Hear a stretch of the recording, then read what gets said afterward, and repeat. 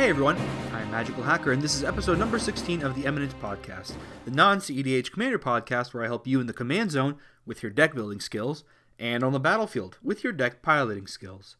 This podcast is brought to you by Brefin and the rest of my patrons at patreon.com/magicalhacker.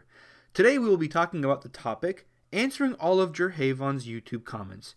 Jerhavon and Brefin, same person. He has one name on my Patreon, one name on my YouTube channel, and so he has left me a lot of comments, and going forward, I'd love to just do one comment from a person per episode, which means that sometimes leaving a lot of comments may result in some of those not getting talked about at the end, but just so that we can catch up with Jerhavon before we institute this new rule, I just wanted to have one episode where it's kind of like a grab bag. We're talking about a lot of the previous episodes and what Jerhavon or Brefin is thinking about those. So let's just jump right in with the last comment that we had talked about. We got 16 comments that he has left for us. So let's start off with the one that we saw last time, and then the most recent one that we haven't answered. So this was from about a month ago on episode number 5, What Should Rule 0 Mean in Commander? And in this episode, I actually did talk about concession a little bit, and so that's what this comment here is. Magical Hacker already knows my comments on concession. I just want to chime in that one of the big things I dislike about Arena is how much it plays up the effects and screens for losing. I conceded, stop showing me animations to rub my nose in it, just dump me back to the next menu screen. It just cranked up my frustrations at a game and made me tilt harder and faster. And I think that's a very good point. In 1v1, like Arena, I mean, Arena is all 1v1 formats. I think you should make conceding as painless as possible, because when you concede, that's it. The game's over. The person won. That's all they really need to do. If you concede, I think the way it should work is you concede and then immediately just kicks you back to the previous screen. You lost those points, whatever.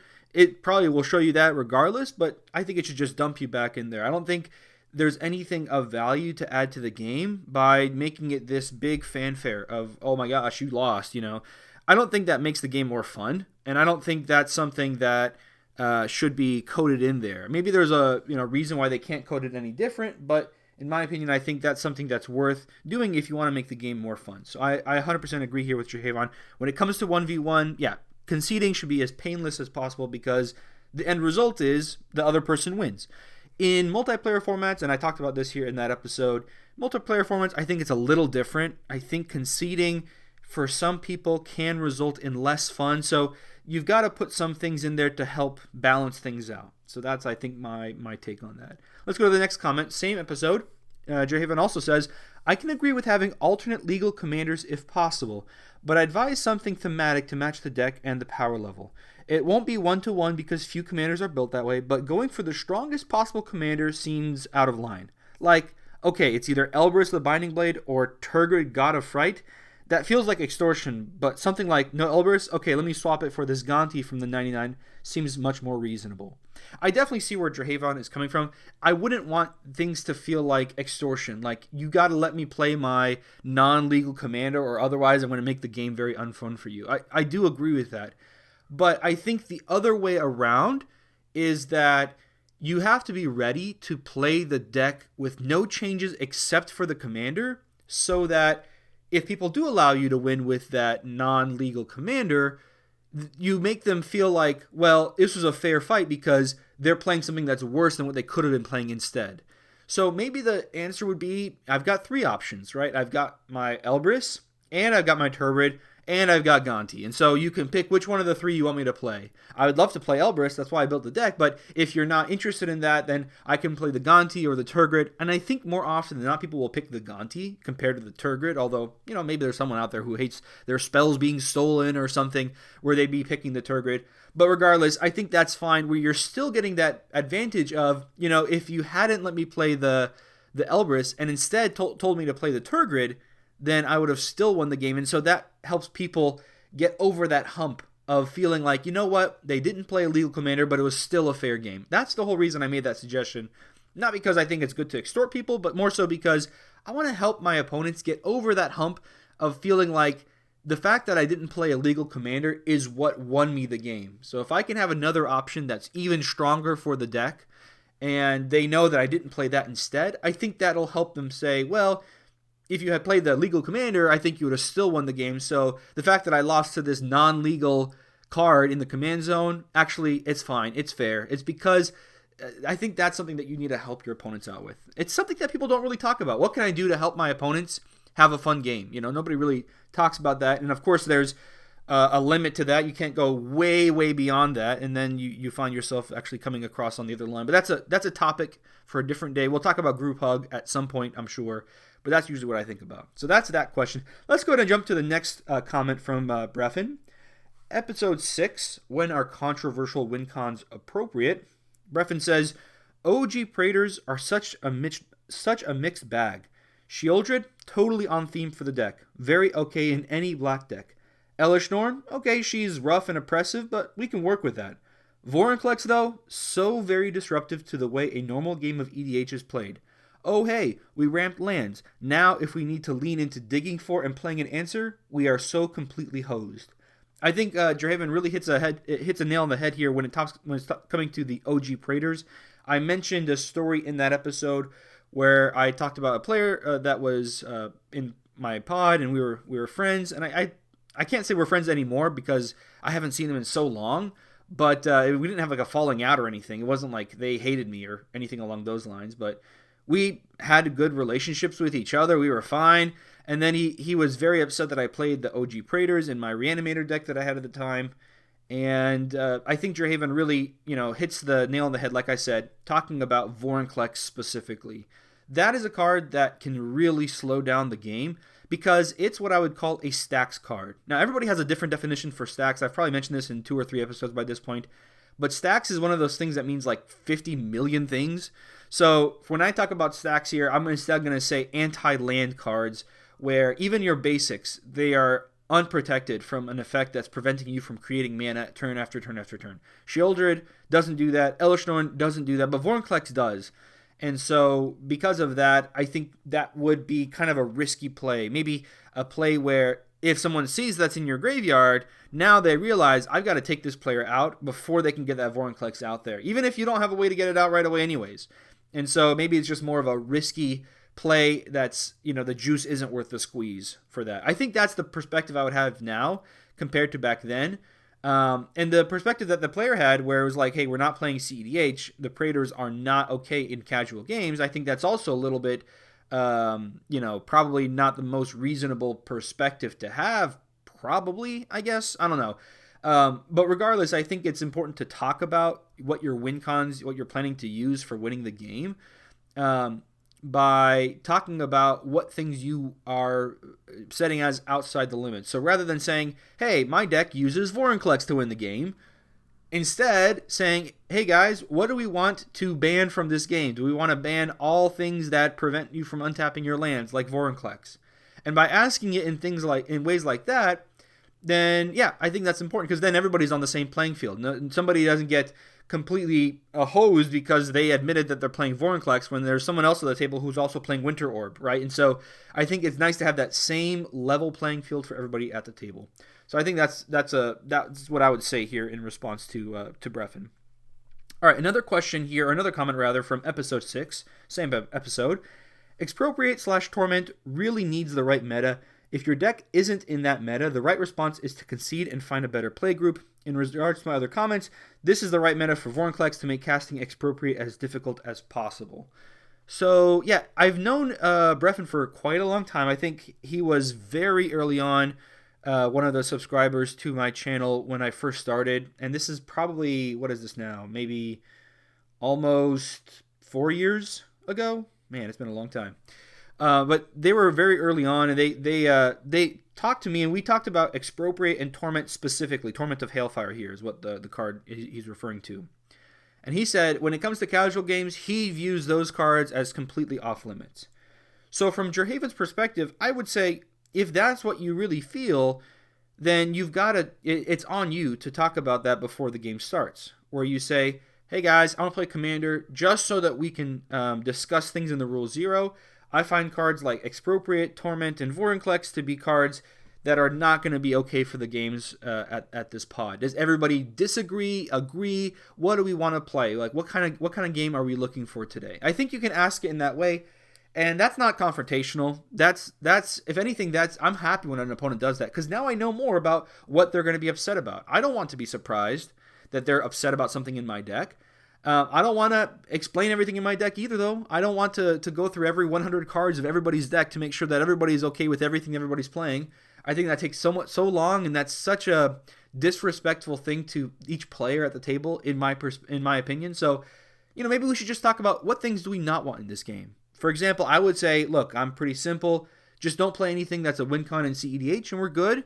And then in terms of behavior, don't concede if you're feeling like you have no outs, because sometimes you'd be surprised. I think it's good to stay in the game as long as possible, and that's what makes me have a fun game. If people are just quitting because now it's too difficult for them to win, it just kind of rubs me the wrong way personally. So I think that's the way I would see it. Yeah, expropriate and torment, if those are problems for you, and that's fine. It's not a problem. It's not an issue if you find that those cards are unfun. That's okay. But if you find that those cards and whatever cards that you're thinking of in the same category are too powerful for the games that you want to play, I think it's important to discuss that at the beginning of the game so that you don't have to concede and find a better play group. You can find the better play group at the beginning, and you don't have to and you don't have to go anywhere else. You've already found the play group that you're looking for. And if you can't find a play group with whatever things you're wanting, if you're wanting no counter spells in the whole game and you can't find anybody who wants to play against you, then maybe it's a motivation for you to rethink what you find is unfair and to think about, maybe I'm being a little bit unreasonable. So those are just a couple of thoughts that I have regarding that comment. All right, we got another comment from that same episode, actually a couple here. So let's go ahead and read each one. Same episode. Brefin says, odd conundrum with a player who has since left my playgroup. Complained about feeling targeted while doing things that warranted responses. I'm mixing up my damage and send my biggest creature at him, a mere 3/3. Why are you attacking me? He's popping off with spirits, and all I got is a handful of mildly beefy ground creatures. This is a race I'm already losing. All at him, he has a tapped Kiki-Jiki as his commander, and he searched up a combo with Goblin Matron. Yes, I'm going to kill everything on the board I can, but because it was 3 fight effects and not a board wipe, I guess it felt super targeted. Like, yes, I know he's been dying to get that one combo in your deck off, but I'm supposed to just let him do that. He stormed off at that point and left our Discord group as well. So this is a great point that Brefin brings up here. When you have a player who just wants to be able to do things and is not happy when opponents rightly evaluate the situation and are able to stop him from doing his thing, if that causes that player to decide, I don't want to play here anymore, I want to leave, maybe it's not the best idea to play with that player. I know Brefin may be talking about this player as, I shouldn't have, should I have done something different here? Did I do everything right? My perspective here is you did what you had to do. You looked at the board. You evaluated what you needed to do to give yourself the best chance to win. That's the right way to play the game, I would say. And as a result, because of what he was doing, that made him the big target. You had to deal with a lot of his permanents. He should realize that, right? I think people, they get so caught up in trying to make Commander like 1v1 that they don't realize how different they are. In 1v1, everything you do is scary, but you only have one opponent trying to stop you. In Commander, because you have 3 opponents potentially who are trying to stop you, it's much better to not be scary. So I think he was unhappy that his subpar strategy that is very good in 1v1 was not performing the way he wanted to in Commander. And I think that's a point where each of us can become more mature. When I am presented with the fact that what I'm trying to do is not as powerful as I thought it is, do I take it out on my opponents? Why aren't you letting me do this thing? It's not even that powerful. Or do I step back and say, okay, what can I change so that what I'm trying to do becomes more viable for the format itself? And obviously it doesn't seem like this player did that, and that's why they were a little upset. In a way, if they are refusing to mature and get better at that element of the game, then maybe it wasn't such a bad idea that they left the Discord. Maybe you're saving all of you guys are saving yourself a headache by him doing that. So I think what you did was right. If you felt that you had to do what you had to do, then you had to do what you had to do. And really, it's his job to make sure that you don't feel threatened by his position. I think that's the smarter way to play. You can play however you want. If you want to try to win, I think being the archenemy is not going to be the most conducive thing to doing that, but some people prefer to be the archenemy over winning, so what can I do, right? So if you like that, and that's not a problem, but you have to recognize it, right? You have to be willing and desiring to be the archenemy if that's what your game is doing. If that's playing your deck makes you the archenemy, you got to make sure that that's what you like. If you want to try to win, you got to redesign your deck so that it's winning, not so that it's archenemy. So that's my perspective. All right, next comment here from the same episode about controversial win cons. Brefin writes, one issue I've had trouble reconciling versus game ends and power levels.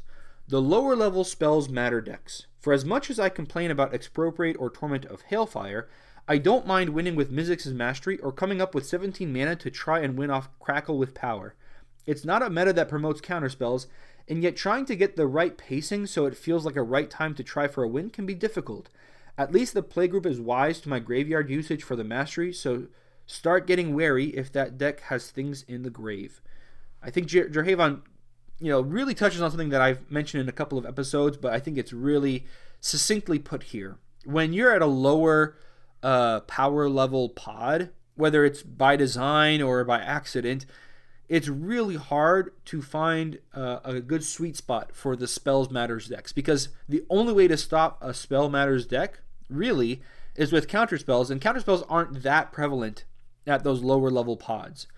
And so it's kind of a really tough balancing act where it's super easy to be way too powerful for the entire table.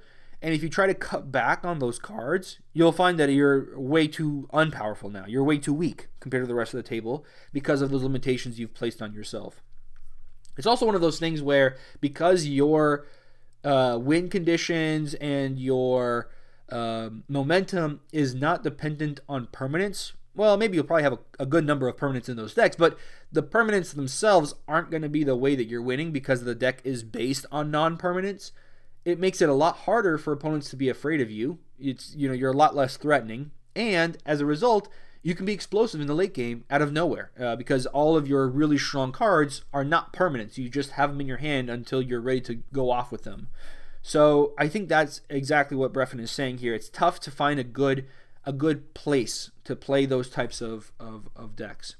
So maybe the real answer is, even at lower level pods, I think people need to be more open and more inclusive of counterspells in their decks. Not even a bunch, right? I only play like 2 in most of my decks that can play counterspells, so it's not even like I'm playing a ton of counterspells. The exception there is my control deck. Of course that makes sense there.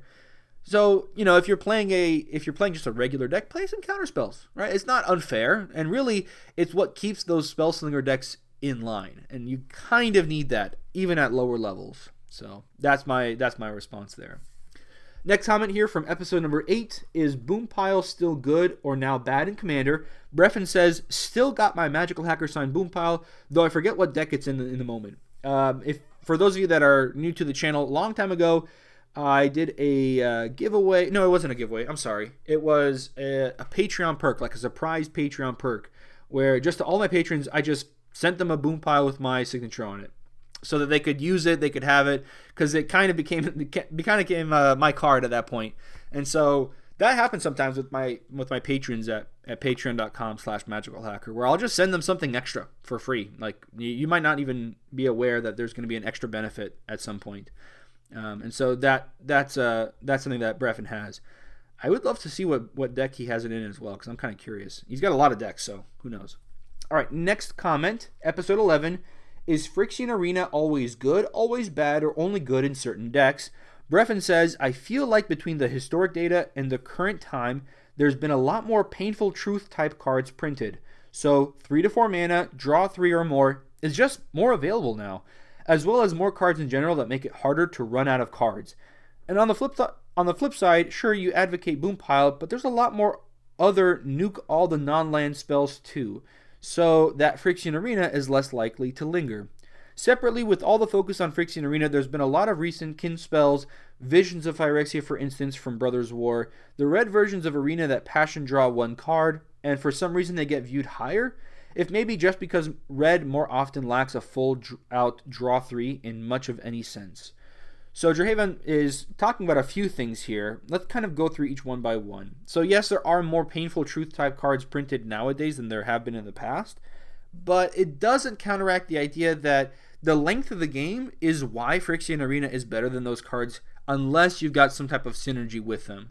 So did that change? Because it really doesn't matter how many Painful Truth type cards you have. If you have only one in the whole format of Magic versus you have, I don't know, 20, it doesn't change the fact that that one card that you add into your deck is still a really powerful card compared to having, 10 cards in your deck that are doing it. So that one card by itself is still a powerful card regardless of how many other cards there are like it. But my point is, I think Phyrexian Arena typically is better than Painful Truth type cards because of the way that it works with the length of the game and all those other factors that I mentioned there in that episode. And kind of the same thing here, because there are more things that nuke all the non-land spells too. Phyrexian Arena may be a little bit less likely to stick around towards the end of the game. That's possible. It's very possible, but typically what I'm seeing is there are things that get rid of all creatures, there are things that get rid of all artifacts, and of course there are things that get rid of all of enchantments, but typically those things are doing it with other things. So Farewell might be a good example. We've had Hour of Revelation for a long time. I haven't been seeing that as much. Onto Inversion people play for the fact that it can be a land, and sometimes it can get rid of all non-land permanents also. So there are effects that can get rid of the Phyrexian Arena as a collateral damage type of position. But I think you play for the most likely scenario so that the average of your play experience with the card is really good. And I don't see Phyrexian Arena typically getting removed by spot removal almost ever. And then, of course, by it getting rid of everything all at once, I think that the same thing could be said of the downside of Painful Truth, right? Because there are things that can get rid of the advantage you get from Phyrexian Arena. What can get rid of the Painful Truth advantage? Discard. Because even if you're playing against a discard deck, that Phyrexian Arena still means you're drawing 2 cards per turn. Whereas the Painful Truths, if you draw 3 and then they follow it up by making everybody discard 3, now you pay 3 mana for nothing. Especially if you have to discard all the way down. If you drew 3 and then you discarded a different set of 3 cards, then yeah, I can see there's an advantage there, but it's not any card advantage, right? And so I think that's the way to think about it. Sure, things can get rid of Phyrexian Arena by mistake, but things can get rid of Painful Truths by mistake too. So just consider that as well. And then I definitely agree here with Brefin. The red versions of Phyrexian Arena, and even like the other colors too, I think you'll find green's getting some of those things every now and then, that white is getting those things every now and then. Those things are valued a lot higher than Phyrexian Arena because Phyrexian Arena is old. People tend to think of old cards, some of them are powerful, but most of them are kind of outpaced by modern cards. Modern cards, power creep, fire design, right? They're all so powerful now. Well, maybe some of the old cards are still really good. They might be simple. They might be, the designs themselves might not be that complicated, may not be doing that many things, but they could still be really good. So I think that's why Phyrexian Arena doesn't get as much hype as the red versions, because red, it's true that what Brefin's saying, red just doesn't have those options that black does. But I think it's typically because they're also newer cards. Newer cards just look like players just assume if it's a new card, it's a good card, which I don't know. I don't feel that way. Maybe other people like me don't feel that way, but I just try to do my best to evaluate the cards and try to ignore how old or how new it is. So that's my perspective. All right. Another set of comments here on that same episode about Phyrexian Arena. Brefin says this.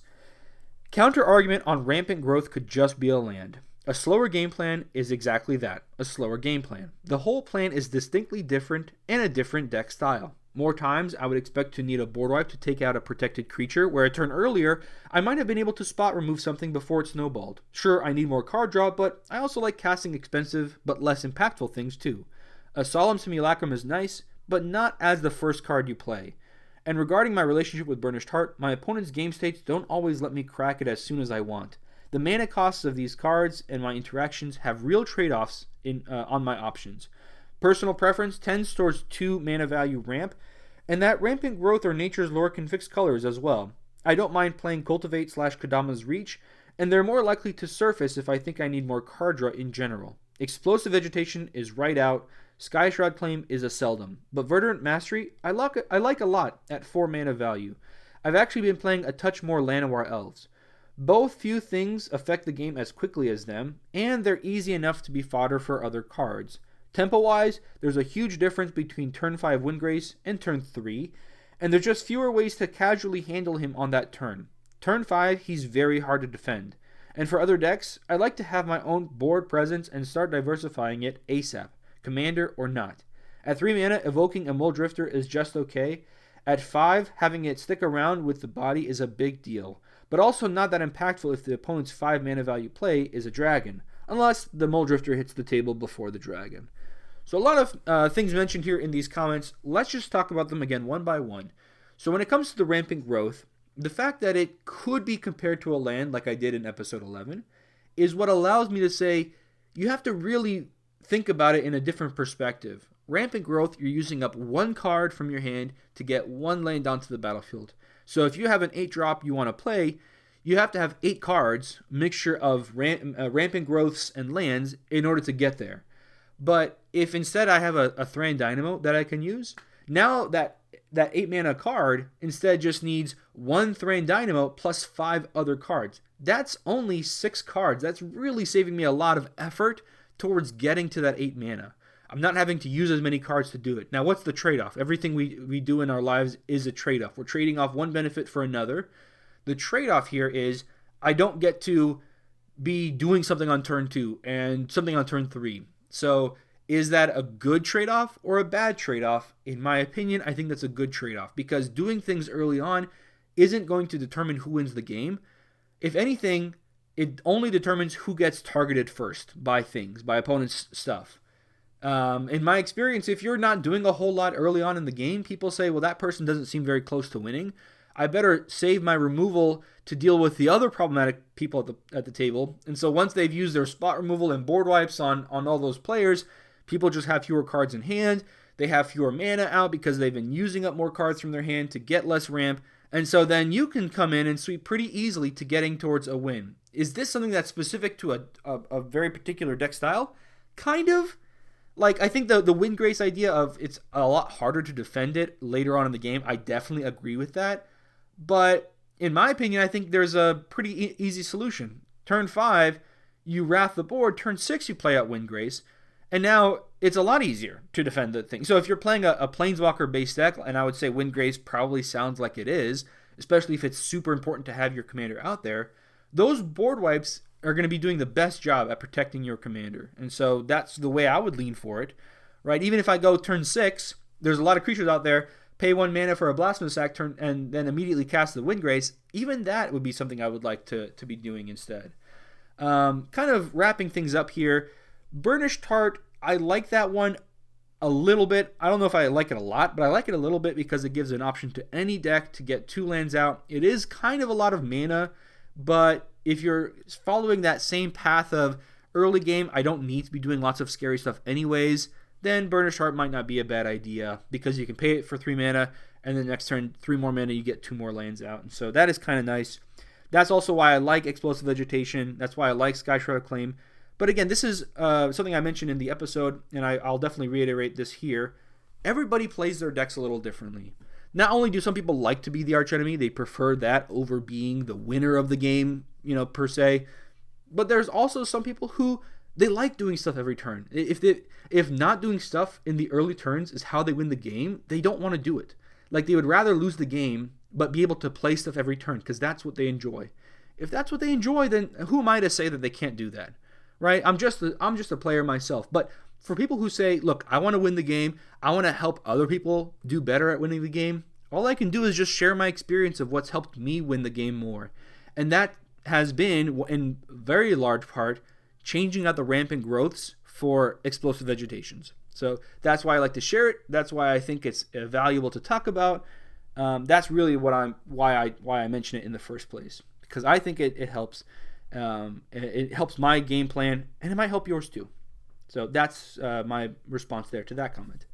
For episode 12, can I build a commander deck that is good in multiplayer and 1v1? Brefin says, I do like using my more powerful decks for 1v1 situations if that's all I can get. Trying to 1v1 populate based off of what my opponent is doing isn't nearly as successful as a pair of Juggernaut decks sparring against each other. Can we stabilize, interact, or enact our game plan before the other deck really fires off?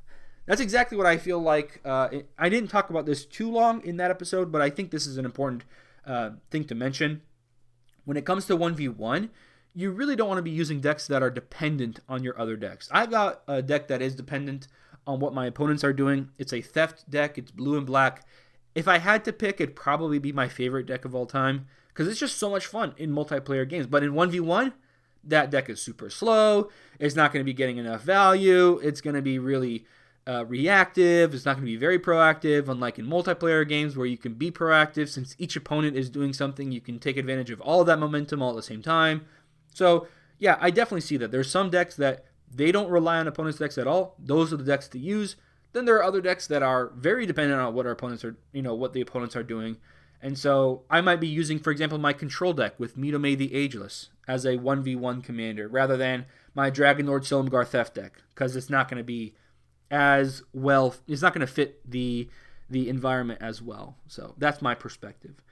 On that same episode about 1v1 and multiplayer, Brefin also says, as to the Wizard's Dilemma, EDH players aren't limited to only taking out a single player. We don't know the percentage chance to win of the other decks. We have hidden information. We're incredibly petty and not perfectly rational. And winning is a goal, not the goal. Yes, I like the 60% or less decks, but that has a lot to do with encouraging the game nights I want to see than trying to find the best angle for wins. And sometimes it is fun to just outright be the archenemy. It's fun to see the table work together to get out of my heinous and destructive traps. And then he puts a smiley face, which is always nice. So, yes, I do think there are times where people want to be the archenemy, and that's okay. I'm not saying that's a bad thing. But when we're listening to podcasts, when we're talking about games of Magic, there's a lot to be said about how can I foster a fun game experience. And that's one type of discussion that you can have. But there's another discussion of how do I try to make my deck more successful? I think for me, the reason I fall more into that second line of thinking is because at my heart, I'm truly an optimizer.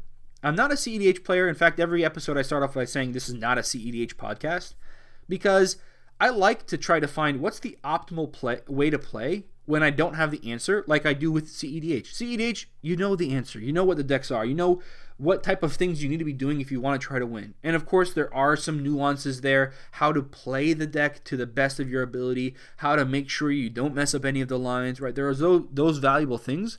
And for some players, that's really fun. But I like to be more so, how do I take an environment where we aren't allowed to do those really strong things? Now what's the best thing to do? And that area has not really been well established. So I like trying to explore that area. And I think that the solutions that I've been finding have been really helpful for me and really a lot of fun for me to discover and then share with other people. And it just so happens that this Wizard's Dilemma thing explains what I've found in such a clear and easy to understand example where not only do you get to understand, okay, the game theory of it works this way, but you also get to understand, wow, it works this way because of this. And so I really like the Wizard's Dilemma that I talk about in that episode as being a learning tool to understanding why I find this approach that I advocate for is so effective at helping you win the game. And so that's why I talk about it in the first place. Same episode here on episode 12. Brefin is responding to one of my responses to his comment from episode 2 about Animar. And what I had said to Brefin was, Animon in the 99, it's good for these reasons. And so he says, in response to episode 2 on Animar win con in 99 sounded to me like Animar Ancestral Statue Haste. Attack a player for lethal, unblockable, attack out of nowhere. That sort of out-of-nowhere lethal attack that would leave someone salty, especially if it was just them, and then the other players handled it for another 30 minutes of game. Also, we don't need to know 100% of the game plan, but treat your pods and playgroups with respect. Like the first time I brought out my Tovolar Zada deck, I warned my friends, hey, if this deck works, it's going to be explosive. So, two things here that we can talk about. I think, to explain where I was coming from with Brefin, I wasn't specifically talking about the combo between Animar and Ancestral Statue. I was talking about just using Animar for value in the deck itself, and you using it that way can be a little bit of a smarter decision than just putting Animar into the command zone and everybody knows what you're trying to do right from the beginning of the game. But even if you did have Animar Ancestral Statue in the deck, I don't necessarily think of that as being something that's unfair, because Animar is a card, right? You don't have to know about it before it's out in the game. But if you feel that, hey, if you're playing a 2-card combo that can kill somebody without any type of warning, that's not going to be a fun game experience for this pod.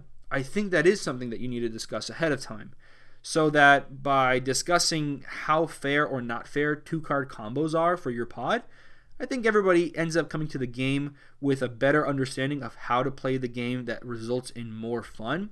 And in addition to that, how to play the game in a way that if you do win, people aren't feeling like it was an unfair or unsportsmanlike way to win, which I'm probably using that word wrong here, but that's whatever.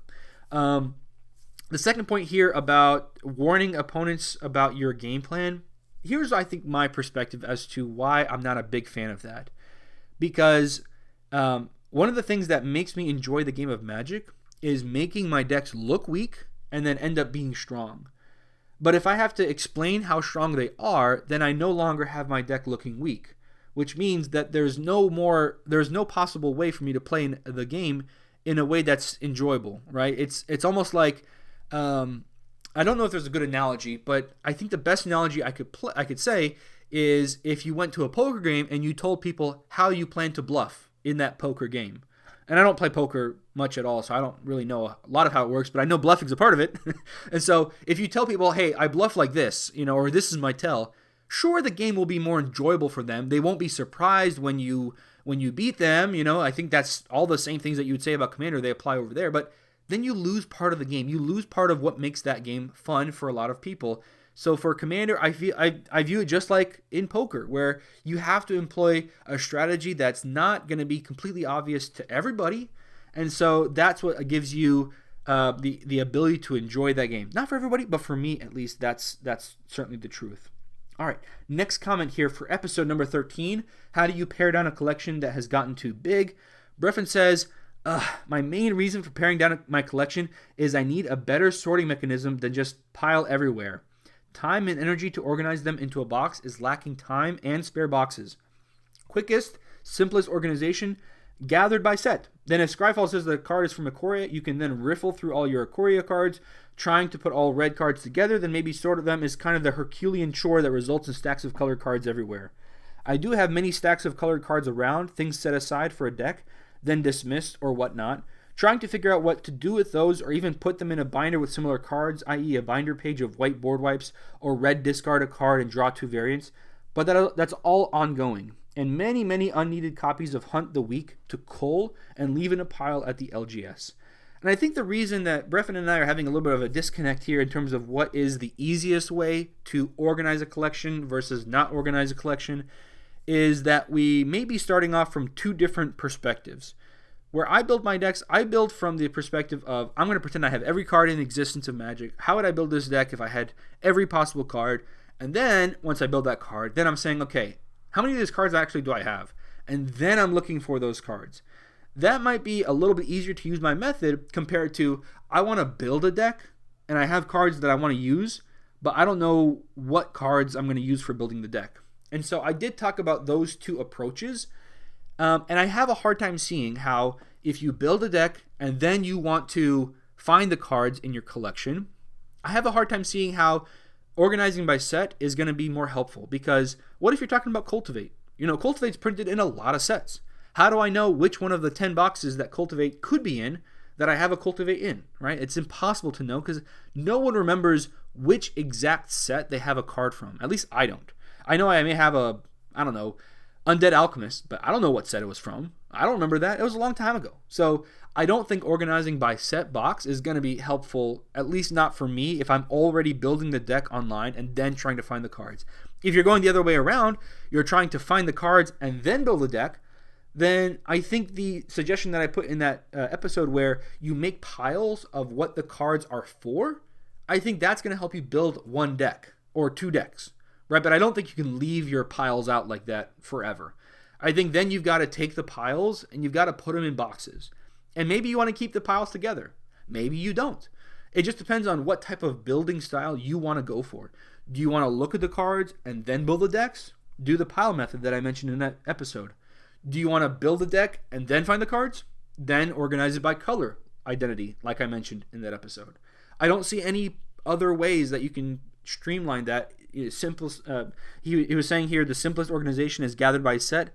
I don't think that's going to be, it may be simple to do, but it's not going to be simple to find cards after you do that. I think it's much better to go through at the beginning and go ahead and set the cards. Maybe it's actually better, instead of using binders, to use boxes where you can slide cards between each other much more easily. That's probably the better way to do things, actually, than a binder. But regardless, it doesn't matter too much. The ultimate goal, though, is you want to make sure that you're able to organize your cards in a way that you can find them when you need them. All right, from the same episode about collections, Brefin says, in response to situational cards like Compost, etc., I'm a big fan of its regrowth variant Reap. Costs 2 mana, it's a green instant for target player, and as many black permanents as they have, return that many target cards from your graveyard to your hand. Alas, this is glitchy on MTGO. That said, with any situational card, having a way to use them in all situations is nice. Not to change your opponent's card colors, but just an internal deck synergy. For instance, your deck cares about casting instants at all, or your deck includes loot or rummage effects, no black permanents, ditch Reap as a discard to the Greater Goods effect. And I think Greater Good specifically requires you to sacrifice creatures, but maybe you have other things that allow you to loot or rummage and allow you to discard. Oh, I see what they're saying. Yeah, Brefin's saying here, when you're sacrificing creatures to Greater Good, now you can discard Reap. So as long as you have Reap in the deck, you can always get some advantage out of it.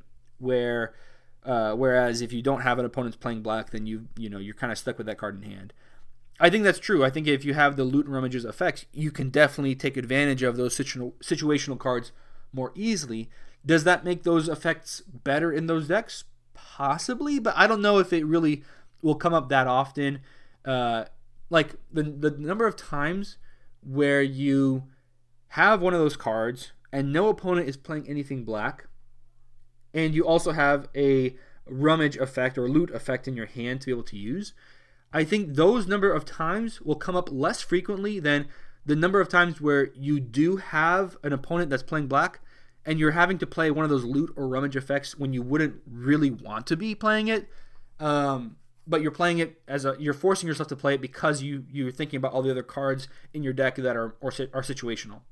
I think that second situation is probably going to come up more often. And for that reason, I would say I personally wouldn't just add these loot or rummage effects because I'm playing situational cards in the deck. I would just say it's situational, but the median experience that I'm having with the card is really good. So the times where it's not very good, that's okay. I'm paying for it. I'm getting the really good effects as a cost in those games. And even in that in that episode, I mentioned how it's not really a cost because, hey, no opponent is playing black. That's awesome. So that's my perspective there. Maybe Brefin's using the discard as a way to get around the situationalisms. Situationalisms? I don't know. It's some word there that I cannot think of. All right, episode number 14 is Mycosynth Lattice plus Titania's Song and similar combos good or bad in Commander. Brefin says, the first time I saw an Atagatog deck, its win con was Enduring Ideal, Fetching Humility, then in some order, Living Lands and Knight of Souls Betrayal. Also seen Limvala, Cormus Bell, Tomb of Yawgmoth. So these are a couple of other combos in a similar vein as the Mycosynth Lattice combos. And especially with Enduring Ideal, where you're using this card that repeatedly searches up an enchantment from your deck and puts it onto the battlefield for free. Yeah, it can be really devastating to opponents. But at the same time, it's also really slow. It's very telegraphed, right? If you get your humility out first, then opponents might say, okay, what can I do to get rid of the humility? Because they're playing Enduring Ideal. How many cards do they have in their deck that are enchantments that also get enchantments back from the graveyard to the battlefield since they cannot cast any more spells? Does not matter if they get them back to their hand. Enduring Ideal has this ability called Epic, where you get a copy of it. It's like infinite rebound. Every upkeep, you get a rebounded copy of that spell, the epic spell, in this case, Enduring Ideal. But the downside is you cannot cast spells besides it for the rest of the game. So it's really, really a big downside here. So if you can get rid of that humility, then that's it. I mean, they're not going to be able to do that that specific combo to lock out the opponents. It is kind of in a similar combo as Microsynth Lattice, but I would still say I think the easier way to do it, instead of Humility, Living Lands, and Knight of Souls Betrayal, I still think it's probably easier to go for, you're going for the Enchanted Evening. And then, was there an enchantment that destroys all enchantments? I'm sure there is, but I can't think of one off the top of my head. I didn't mention one in that video, I'm pretty sure. I think I mentioned 2 instants and sorceries, and then was there another card that was like an enchantment? I don't think so. There might have been, though. Yeah, there might have been. Regardless, there's... Oh, wait, yes, there was. Opalescence. It turns all enchantments into creatures. So technically, this could be a lot easier by doing... instead of Humility, Living Lands, Knight of Soul Betrayal, instead you do Enchanted Evening, and then... what was it? Enchanted Evening and Opalescence. And so you get the same effect there. And those are both older cards than the ones mentioned here, I think. So... anyways, Atog, pretty cool. A lot of cool combos you can do with it. Enduring Ideal is not one of them that I would think of like as being very powerful. So if you wanted to go for it, then do it. But that's not necessarily my cup of tea. I'm not interested in that personally. But it is powerful. If someone beats me with it, I'll think it's pretty impressive. So, all right, for episode 15, Brefin says, the earliest poison cards just outright gave poison counters. No poisonous except during time spiral block. Though I have killed someone with Marsh Viper wearing a Fire Whip and Instill Energy. Wow.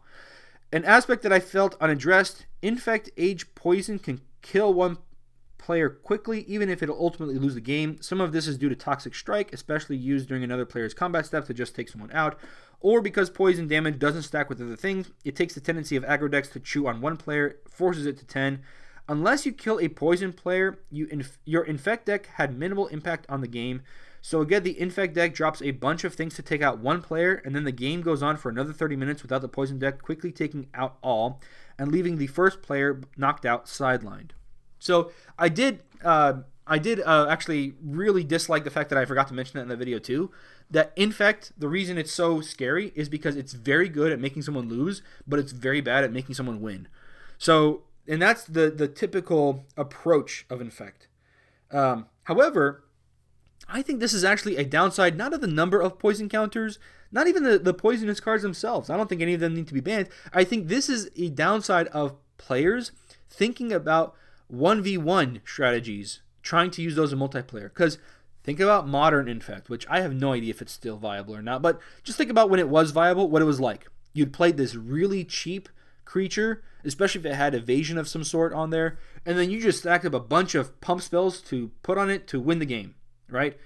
If you do that in Commander, you will definitely get some player out. Probably most likely. I don't know if it's every game, but most of the time you will get one player to lose right away. But then you've just spent pretty much your whole hand, and all you're left with is just this really small Infect creature. Yeah, I don't see how that will win the game very often, and yet people still try to do that with Infect decks.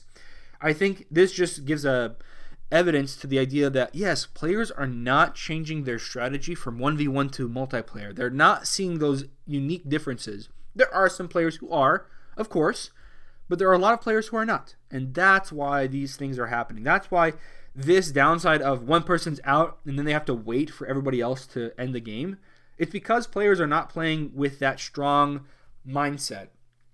And let's say we wanted to take this to the full extreme. If we said, I was going to go watch a soccer match, and I saw the 2 players come out there, and then one player, they're trying their very best to win, and then the other team, instead of trying to also, score goals and stuff, they're just trying to do trick shots the whole time. I wonder how you feel the audience would react to that. Would the audience say, whoa, this is a really cool game? Or because of how easy it would be for one team to continue to get goals on the other team, since the other team doesn't care about getting goals themselves, if the audience would be bored, leave, and feel like this is not really fair. This is not really a fun game to watch. And really, I'm not blaming the team that's trying to win, because that's what everybody else is trying to do. I blame the team who's trying to do all these trick shots, and they're trying to go for something that's not a win. I wonder if people would feel that that was the team that did something wrong. And I think that's what it would be. That's what the case would be.